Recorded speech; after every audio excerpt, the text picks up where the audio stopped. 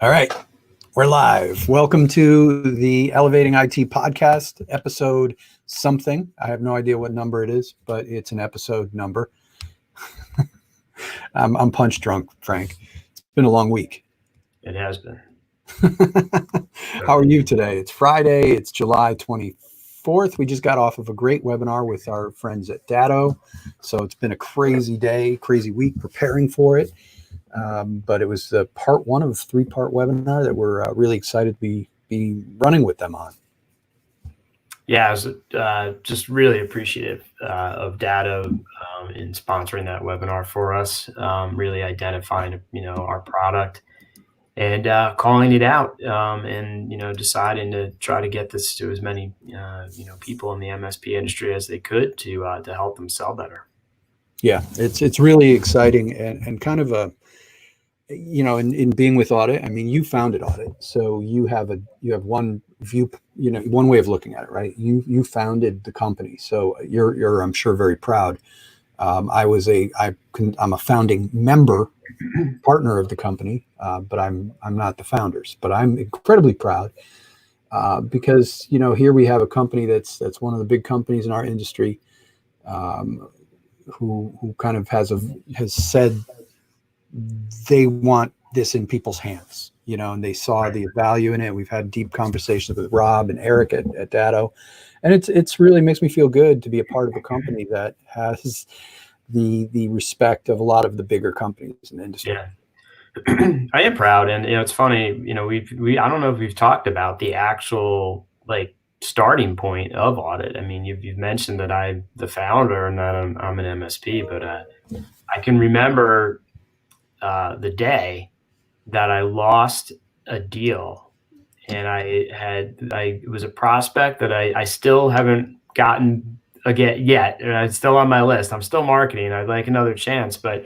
this was a really good company, a good prospect that I really wanted. I offered to do an assessment, 27-point assessment. That was my marketing pitch.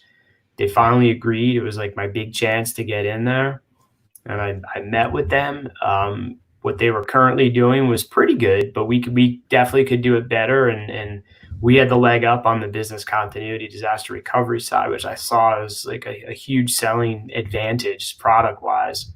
So I gathered all the information up, prepared my proposal and showed up and started talking about our solution.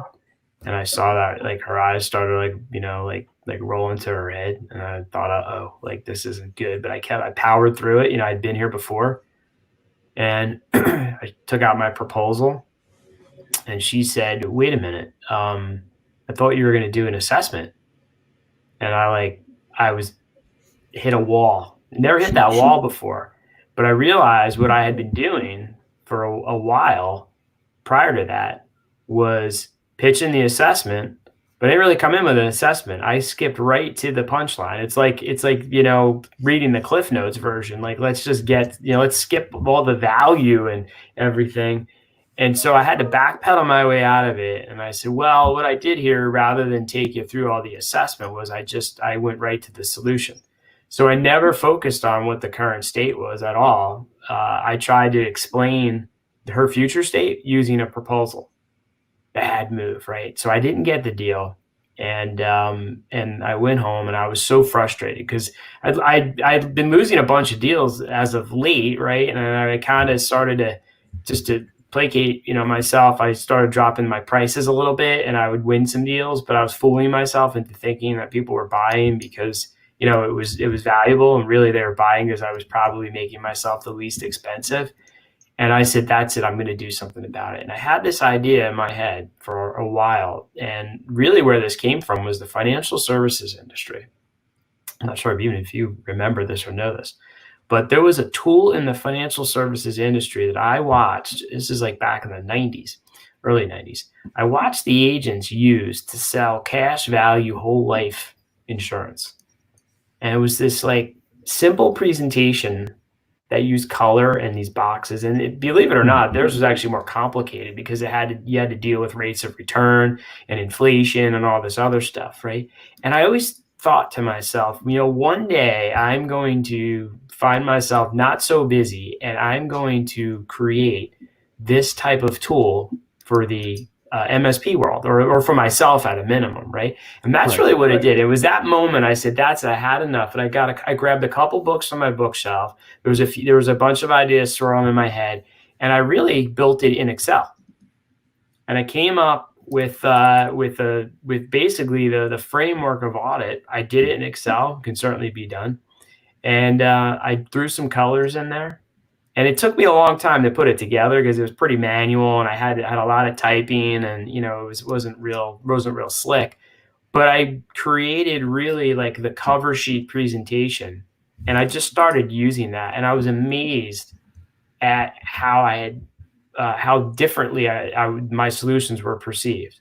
Immediately, people were more engaged, even though it was kind of rough looking. And that was really the start of audit. And then, that motivated me to polish up the report and really turn it into what we had today. And I thought that, looking back, the best thing we ever did was we built the report first and we worked backwards, if you remember. We didn't create a system and then say, all right, well, what do we want this output to look like? I was adamant that, no, we were going to build the presentation.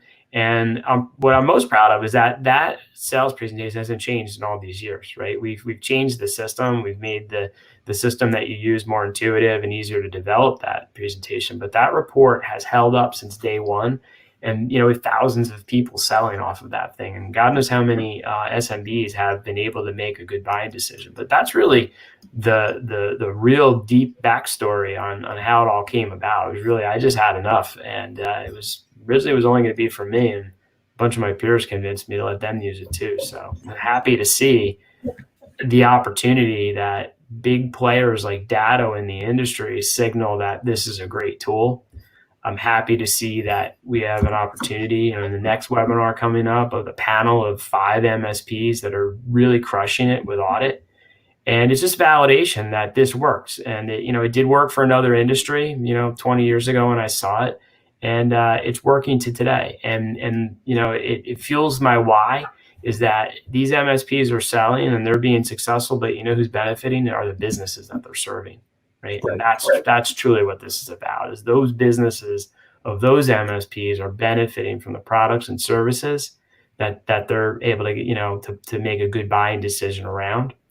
And if Datto is motivated to help us get this into the hands of more MSPs, that means even more SMBs are going to benefit.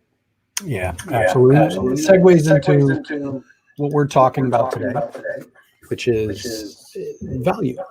And we started this series last week with talking about the problem. If there's not a problem, there's usually no sale. The value, and we call it different things. I call it like the buying void, and you've called it the value gap. And it's the same thing. Really, at the end of the day, what it is the difference between here, and here. All right, let me get on camera. Yeah. This is where the client is. This is where the value is. If you can't bridge that, if you can't demonstrate what that is, you're dead. Yeah, and there's a great story that I read that demonstrates this very easily, and it's a story about a gentleman who his wife and he had been invited by the president, I won't tell you which one, but to the White House for dinner. And he was meeting the wife. The wife was she worked in Washington, D.C., so she was going to meet him at the White House, and he was driving his car. He's got a tuxedo on, and he blows a tire. This is like my kind of luck, right? It gets a flat tire on the side of the road. And now it's raining, by the way. So now he's like, I'm going to be a disheveled disaster. I'm going to have dinner with the president of the United States, and this is how I'm starting this off. And I have an hour. I could be there in an hour. And he said a tow truck pulls up next to him, like an angel, like shows up in the form of a tow truck. Guy rolls down his window and says, do you need some help? And the guy's like, yeah. He goes, you're probably not going to believe me, but I'm having dinner with the president and my wife in an hour, and I need to be able to get there. Can you help me? And the guy says, $1,000, and I can help you. And the guy said, you're going to charge me $1,000 to change my tire? And he says, no, I'm going to charge you $1,000 to change your tire and get you to the dinner you need to be at in an hour. And the guy says, done. So that's the value, that's the gap, the value gap there, right? In that person's mind, that's worth $1,000, right? Now, on a normal day, right, where you have nowhere else to be, you would have told that guy to just keep driving this tow truck, right? None of us would spend $1,000 to get our tire changed. But when you're able to show the gap properly, the value takes care of itself, right? That $1,000 seemed like a bargain. And P.S., the guy did make it to the dinner, and he's able to tell that story, which I thought was pretty cool. But I thought that was a great example of how that value gap works. If you're not, helping your prospect understand here's where your current state is, and here is where your future state will be, and getting them emotionally involved, you're missing a huge opportunity to easily sell to them. Right. Yeah. It's easier said than done, right? Like I don't want to make this sound like it's the easiest thing in the world. It's hard. That's why something like audit exists. You really have to work hard. I mean, whole books have been written about this, right? Like the way the ability to show the value from one thing to another. And we were talking about on the data webinar, I said that nobody wants to buy the cheapest solution.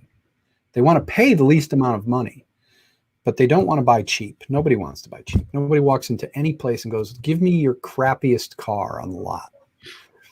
They want the cheapest car. They want the most inexpensive thing, but they want the best solution. And it's a funny thing, because what I think everybody falls into this, not just MSPs, in every industry. You get to a point in your maturity of how you run your MSP or how you run your business.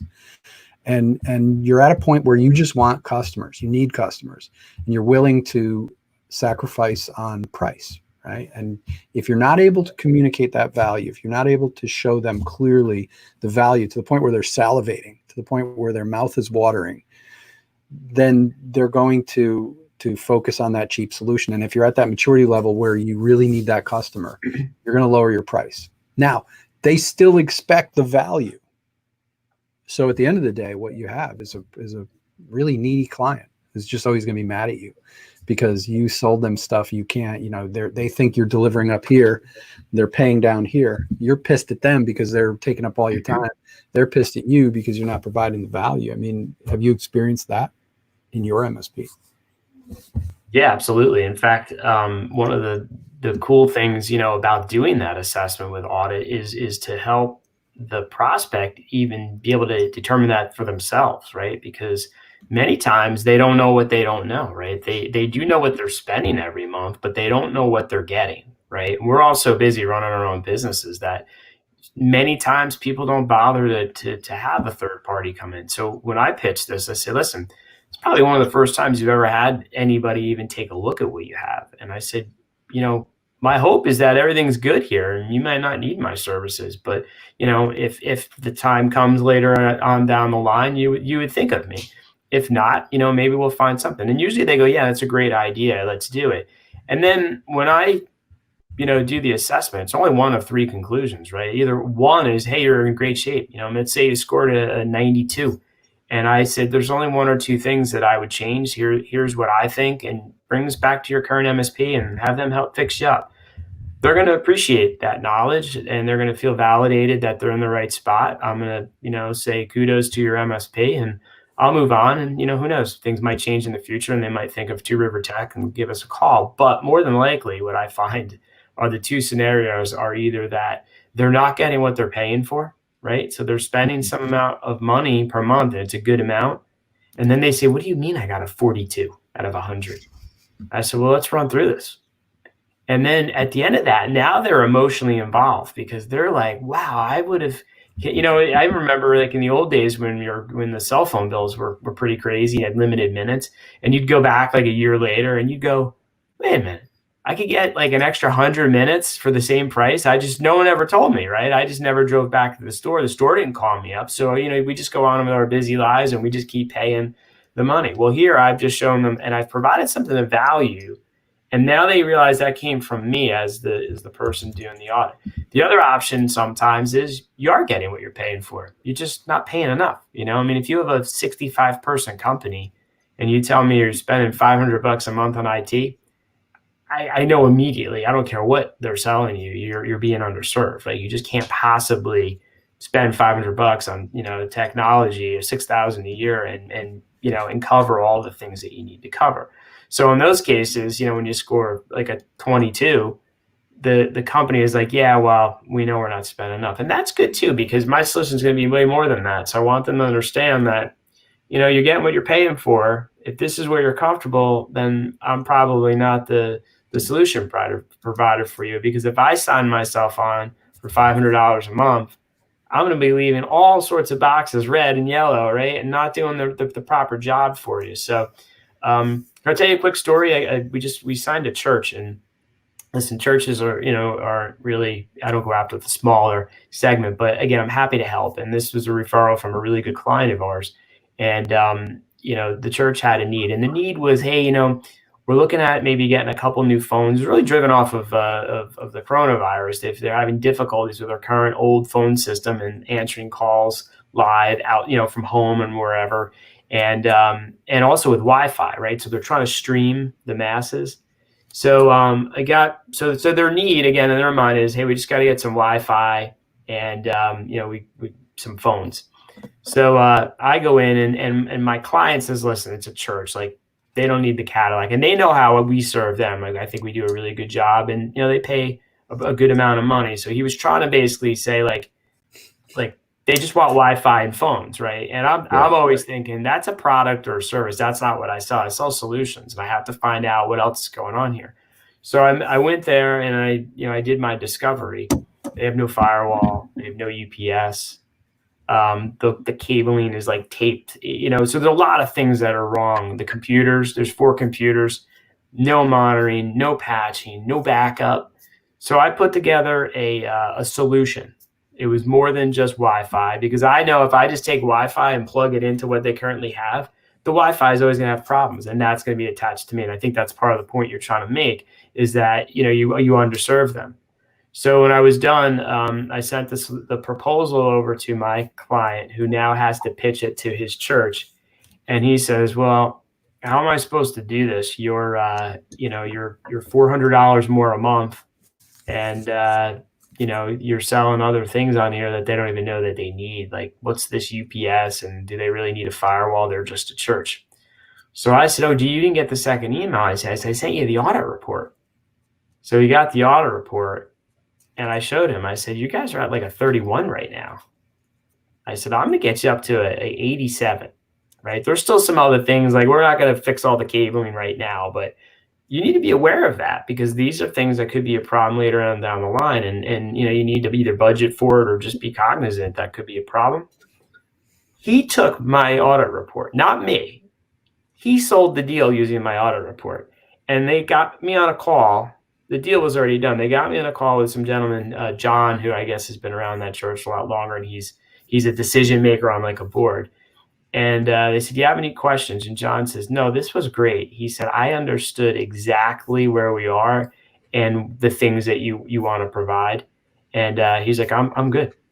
And I said, are you technical?" He's, "No, I'm not really technical." And I was like, how cool is that I was able to give the audit report to my client, and my client went and sold the deal from me off the audit report. I wasn't the cheap guy. I wasn't selling even the product, only what they wanted, which was just Wi-Fi and some phones. And I got the deal. It's not a huge deal. It's under $1,000 a month. But it was just validation in how simple and easy the sales process. I said, if I could teach my client who doesn't sell IT to sell a deal, and it was based on nothing more than simplicity and showing them what the future state was, which was the gap, and getting them to understand that, yes, we want to close that gap. It's worth the money for us. And we won the deal. So I don't know. I thought that was a pretty cool story. It would have been cool if it was a $10,000 a month one, but nonetheless, you think about the power of how that report works, and the simplicity that a non-technical person who worked for the MSP sold it for me. Yeah, it's great. That's a great example. And we hear those examples over and over again when we talk to clients. It's about getting people to change their mind, to desire to want to make a change, right? We're going to talk about change a bit next week in next week's episode. We'll be on time next week. We don't have a webinar scheduled right at 1, but we do the week after. So we'll be late again in 2 weeks, but Next week, we're going to talk about bringing people to the change. It's you change their mind, and that's the key. And, we don't have to do this now, but I want to, because we could this could be this was probably a whole future episode. And I want to kind of talk about it a little bit, is the psychology behind it, because there's a reason why that works. With the audit report, what you did, number one, you've created something that's very simple for anybody to understand. I mean, I'm going to unpack it a little bit, right? Like in the church's example, it's so simple that you don't need to teach anyone how to sell with it. You gave it to your client to go and sell your service to his superiors. That's a very powerful thing that is missing from most people's sales presentations, including my own. When I talk to MSPs, I've sometimes our users can't get their boss to buy into it.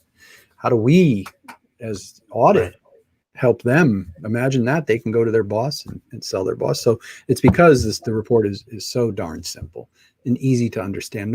They get it when they glance at it. And there's a scientific reason behind that. When it's simple, people's minds are engaged, their brain can understand it and comprehend, and people get more interested in things they can understand. When it's confusing and it's complex, the brain turns off, right? If the emotional center of the brain is not engaged, it's not going to pass the information on to the logical part of the brain where it can compute it. It just cuts it off. So the simplicity allows it to get through that process in the brain. The other thing is, just quite frankly, the colors. I mean, it's silly to say, listen, red, yellow, and green elicits an emotion. And if you put a Word document together with red, yellow, and green, it's going to do something to somebody. They're going to instantly look at it and go, that's red, that's bad. Now, the audit report takes it a bunch of steps further. There is some serious design work that goes into that went into that. The power of 3 is embedded in audit. We know through science that humans like seeing 3 things, right? Like those 3, it's just the way our minds are wired. So the power of 3 is kind of built into audit with 3 blocks by 3 blocks. It just makes it more user-friendly to the mind. And all those things you do trigger those things flowing through our mind, right? The dopamine, and it makes the mind happy. It greases up the brain so that this process can get through. And the scoring, the fact that you're giving somebody a score, it's so dense, it's so incredibly silly simple. People don't want to fail, right? And you know this, right? Like if you ask somebody to do something, sometimes they'll be like, I'm kind of busy. But if you give them like a challenge, like people get sucked right into it. Like the stupid things on Facebook. Which Beatle are you? Or which Rolling Stone are you? People they get sucked into that because they have to take a challenge. Getting a score of a 40 is a challenge, right? It's a grade. You've been graded, you've lost, you have to make it better. So, and we can go on and on and on with this, but there's that subtle psychology of why audit works so well. Yep. And we're going to be doing a webinar soon coming up, which is going to talk more about exactly what you're talking about. It's all about the why audit works. So, we probably took it for granted that people would use it and then go, wow, I believe it works. But some people want to study this a little more. They do want to see what's behind the curtain and why it works. And like you said, I promise you, there is psychology that's behind this. It works. And one thing you mentioned, which I think is really important, is that like biologically, the human brain's job is to help you survive, right? Like if you were freezing to death, it knows you could lose your feet and still survive, right? So it redirects the blood flow to your vital organs to keep you alive, right? Even though you might be, walking around with stumpy legs, So your brain is intrinsically programmed that way. And when it wants to conserve calories, it doesn't want to burn a lot of energy. And when you show them the report and they see red or yellow, it immediately awakens that you call it the crocodile brain, right? In the, I care about this. This is red or yellow. And then what is it? And we go right to the summary statement. Excuse me, the bottom line. And you don't have to say, well, it's red. Give me an hour. Let me show you. I'm going to go through 32 pages, because then the brain tunes it back out and decides too many calories to burn, right? The brain is easily able to see, okay, I understand why it's red. You're going to turn it green. What's it going to cost me? And there is psychology. We do the math for you. We don't want it to just be color. We have to score it, because you've got to be able to easily see current state versus my future state, right? And the easiest way to do that is score it from 0 to 100. And now you can see the ground that we're going to cover. And the closer you are to the finish line, the more likely you are to take action, right? So somebody is more motivated. And people don't think this way. Like when we buy, I don't go, well, I'm more motivated today to purchase this because I'm closer to the finish line. No, that's not what happens. We just naturally do this stuff, right? So we didn't make this up. There's books. You could read 100 books on the topic, right? Right. If you see something and somebody says, hey, it's $100 to go from a 65 to a 70. You're going to think about it. You're like, all right, but the goal is to get to 100. So I don't know, is $100 worth that incremental? However, if I say to you, it's $300 to go from a 97 to 100, you're more than likely to spend that $3, because you're going to get yourself closer, if not to the finish line, right? So there's psychology that makes people want to buy. So when we do the business reviews, oftentimes our scores are already pretty good, but maybe not quite 100. The reason why I have such great success in upselling and cross-selling is because we're so close to that 100. When I pitch them, they go, all right, let's do it. And I'm not selling snake oil, right? I'm selling things that are going to keep them in business, or going to, help prevent a cyber breach or an attack. They're important things. And so all MSPs are selling, but like you said, there's very much a psychology and mentality that goes in behind this that proves why it works.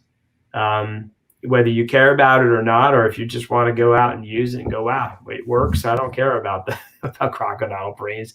But like I said, I was able to take, my client, and basically I said, I go in with the audit report. I said, tell them where they're at today. It's a 32, and say that for that month, whatever it was per month, this amount gets them to an 87. And we still have some things we would need to adjust in the future.